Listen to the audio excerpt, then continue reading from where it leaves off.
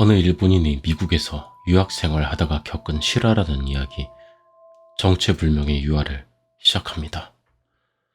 1990년 10월, 내가 미국에 있는 대학에서 경험한 이야기. 미국의 학생은 과제 보고서를 쓴다. 물론 컴퓨터를 사용해야 하므로 우리 대학에는 50대 정도 컴퓨터가 구비되어 있는 연구실이 있었다. 학생들은 여기서 밤새 보고서를 작성해야 한다. 그날도 나는 어김없이 보고서를 작성하느라 바빴다. 저녁 식사를 마치고 기숙사에서 짐을 가지고 나와 연구실 컴퓨터 앞에 앉았다. 당시는 매일 연구실에 나와야 해서 지긋지긋했다. 이곳 컴퓨터는 인터넷이 연결되어 있다. 아직 모자이크라는 웹브라우저가 메인이었던 무렵이다. 웹 콘텐츠도 연구자들이 올린 연구 성과 발표물 뿐이라 그다지 재밌는 것은 없었다. 검색 엔진은 아직 발달하지도 않았다. URL을 알려면 페이지 제작사 본인한테서 직접 들어야 하는 경우가 대부분이었다. 그날 밤 나는 평소처럼 보고서를 쓰고 있었다. 그때 우연히 눈에 들어온 책상에 연필로 URL이 적혀 있었다. 어떤 학생이 메모 대신에 적어놓은 것 같았다. 기분 전환도 할 겸 나는 그 URL을 브라우저에 입력해 보았다. 잠시 후에 화면에 페이지가 나타났다. 믿을 수 없는 페이지였다. 거기에는 어슴푸레한 방 마루에서 피투성이로 쓰러져 있는 남성이 찍힌 사진이 있었다. 지금이야 인터넷에서 자주 볼 수 있는 사진이지만 당시 나는 이런 잔혹한 사진에 충격을 받아 토를 할 뻔했다. 자세히 보니 사진 밑에 이런 글이 있었다. 미시간주 30대 남자, 오늘 죽임. 틀림없이 살인자가 범죄를 자랑하는 사이트다. 난 곧바로 연구실을 뛰쳐나와 기숙사로 돌아갔다. 그리고 다음날까지 아무하고도 이야기하지 않았다. 다음날 아침 나는 다시 연구실에 갔다. 그리고 어제 본 웹사이트는 잘못 본 것일 거라고 굳게 믿고 URL을 열었다. URL에 나타난 것은 어제와 똑같은 어슴푸레한 방 사진이었다. 그러나 이번에 마루에 쓰러져 있는 것은 벌거벗은 여성이었다. 왼쪽 가슴에는 커다란 나이프가 박혀있다. 입, 코, 귀에는 피가 나오고 있었다. 사진 아래에는 또 글이 있었다. 미시간주 30대 책녀 오늘 죽임. 곧바로 나는 경찰에게 가서 상담했다. 그러나 아직 웹이 완전히 발달하지 않았을 무렵 살인자가 웹상에서 희생자 사진을 올리고 있다고 말해도 믿어주지 않았다. 두려움 반 호기심 반으로 다시 연구실로 돌아가 그 웹사이트 URL을 입력해 보았다. 그러자 그날 몇 시간 전까지 있었던 사진은 벌써 사라지고 없었다. 그 대신 나의 주소와 전화번호가 쓰여 있었다. 그리고 글 한 줄.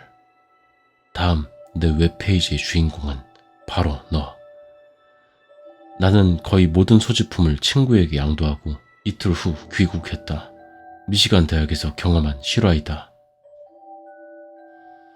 그날 밤은 비가 세차게 내리고 있었다. 현장에 도착해 터널 앞에서 차를 옆에 대고 일시 정차. 손의 감각은 둔하지만 기분 나쁜 분위기는 느껴졌다. 무서운 장소라는 이미지가 먼저 머리에 새겨진 탓도 있겠지만 잠시 휴식 후 천천히 차를 진행시키고 터널에 진입 개시. 이런 체험은 처음이므로 두근거리는 기묘한 고향감이 들었다. 친구들도 유원지에서 탈 것을 앞에 둔 아이들처럼 눈을 빛내고 있었다. 뒤에서 차는 오지 않았다. 그래서 천천히 진행했다. 무슨 일이 일어나길 기대하면서. 그러나 특별히 아무것도 일어나지 않고 터널 끝까지 도착해버렸다.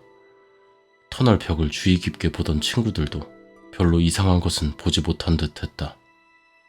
한 번 더 해보자는 제안이 나와서 차를 터널 구석에서 유턴시켰다. 이번에도 아무것도 일어나지 않았다.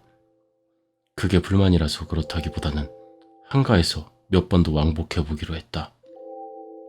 비가 더 세게 내리는지 빗방울이 차를 두드리는 소리가 시끄러워졌다. 서너 번 왕복했을 때였을까. 친구 중 하나가 돌아가자고 말했다. 아무것도 일어나지 않아서 질려서 그런 거라고 생각했다. 하지만 왠지 목소리가 심상치 않았다. 일단 터널 출구가 보이는 곳 근처에 차를 세우고 뒤를 돌아보았다. 돌아가지고 말한 친구는 어깨를 움츠리고 부들부들 떨고 있었다.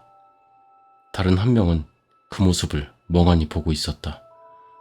뭔가 이상한 거라도 본 거냐라고 물었지만 그 친구는 됐으니까 어쨌든 여기를 나가자라고만 말한다. 뭔가를 본 걸까? 기대와 불안으로 심장이 쿵쾅거렸다. 비는 한층 더 심해져 보닛을 두드리는 소리가 귀 가까이에서 들린다. 아무튼 일단 그곳을 나와 어딘가 마음을 안정시킬 장소를 찾기로 했다. 국도변 패밀리 레스토랑에 들러 간신히 멈추었다.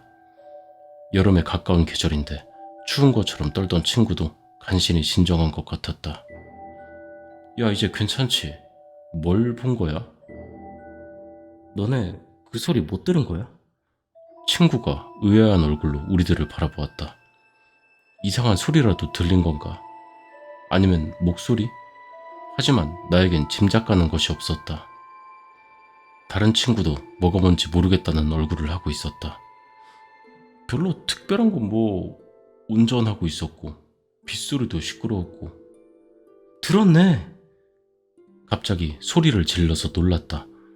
심야라서 패밀리 레스토랑에는 사람이 거의 없었지만 아르바이트를 하고 있는 점원이 몹시 놀라 이쪽을 뒤돌아보았다.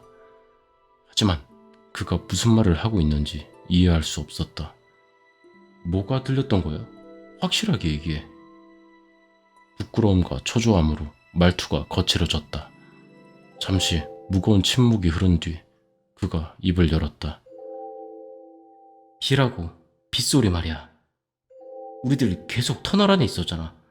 아니 근데 어떻게 비가 차를 두드리는 소리가 들리냐 이 말이야.